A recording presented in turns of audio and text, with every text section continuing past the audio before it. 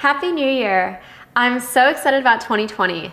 I think the beginning of every new year is the most important time to get your finances under control because it's when you're most motivated and driven to really make changes in your life. So in this video, I'm going to be going over the top 3 things you should be doing in the new year to really take control of your finances.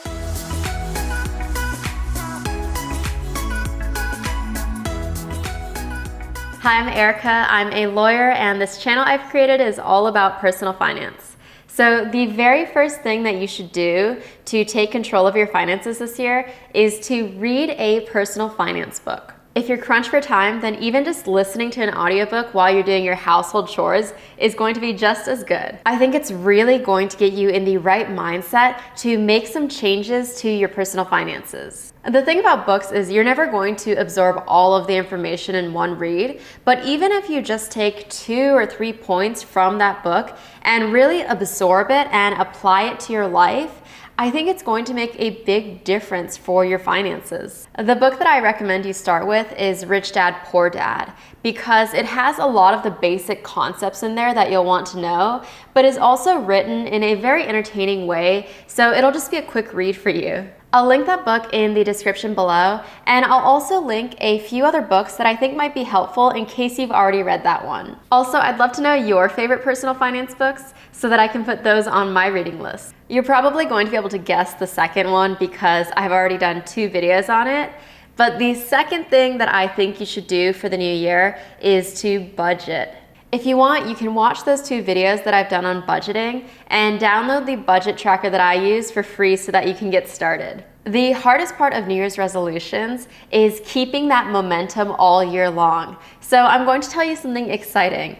I don't think you should make it your New Year's resolution to budget all year long. I think you should make it your resolution just to do it for 1 month, 30 days. The reason I say this is because, again, we all tend to be very motivated at the beginning of the year to improve ourselves, to improve our finances. So I think while we're still hyper motivated, it's good to harness that motivation and use it to commit to 30 days of budgeting, just to see what you're spending in a month. I of course want you to budget longer, but don't put that pressure on yourself. For right now, just say, okay, I'm going to budget for the month of January. My thinking is that budgeting for this month in conjunction with reading the personal finance book is really going to get you pumped because you'll see that the money that you're saving through budgeting, you'll be able to take that and invest that to create additional income streams or put that into the market. Speaking of income streams, your third goal for this year should be to create just 1 additional income stream.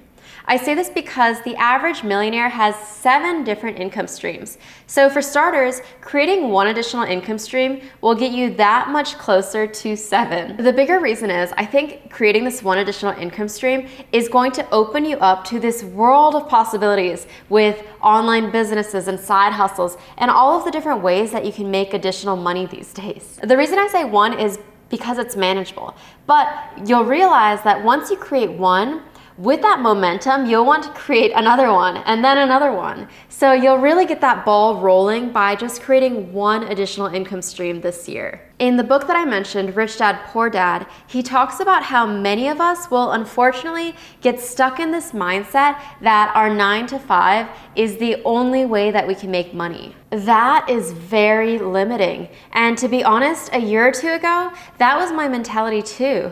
I was so hyper focused on working at this law firm and putting in these 100-hour weeks there that I really thought that was the only possibility of making money. It created this tunnel vision and I couldn't see outside of it. I didn't see that there was this whole other world where you can earn income outside of your 9 to 5. So those are my 3 things that I really encourage you to do this year. And if possible, front load it into January, February when you're just hyper motivated. Oh, and in the comments below, I'd love to hear the side hustles that you already have. Here's some easy ideas on the screen. To summarize the 3 things, go to your local library and check out a personal finance book or audiobook, do 30 days of budgeting, and create 1 additional income stream this year. I could obviously give you 100 things to do with your finances this year, but I wanted to make this very manageable and just give you the 3 things that I think if you do, you will really be setting yourself up for financial success this year. Happy New Year! Let me know what your New Year's resolutions are, and I'll put mine in the comments below. If you haven't already, don't forget to hit the thumbs up, and I will see you next week. Thanks for watching.